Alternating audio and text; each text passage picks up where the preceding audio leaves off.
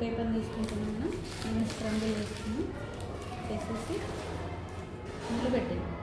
ఓకేనా? వాటర్లో పెడుతున్నాను.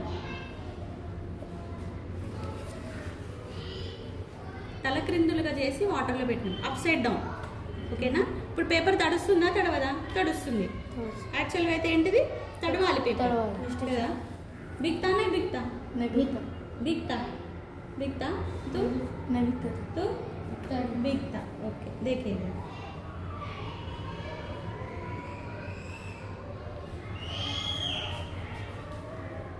बिगा नहीं बिगा बिगा नो తడిసిందా పేపర్? No teacher తడిసిందా?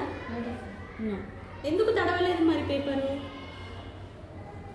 ఎందుకు తడవలేదు? కైకున్నాయి బిగా పేపర్ క్యూ బోలే తో మనము దీన్ని అప్ సైడ్ డౌన్ చేసి పెట్టినాం కదా. పెట్టినప్పుడు ఇందులో ఏముంటుందంటే గాలి ఉంటుంది, ఎయిర్.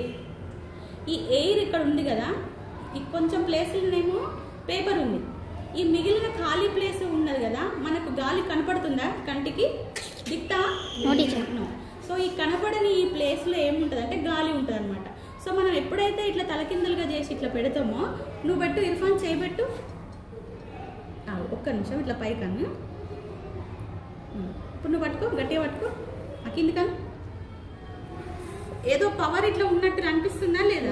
అనిపిస్తుంది. నువ్వు పెట్టు సులేమాన్, పట్టు. ఏదో పవర్ ఉన్నట్టున్నదా లేదా? బలం ఏదో ఉన్నట్టుంది.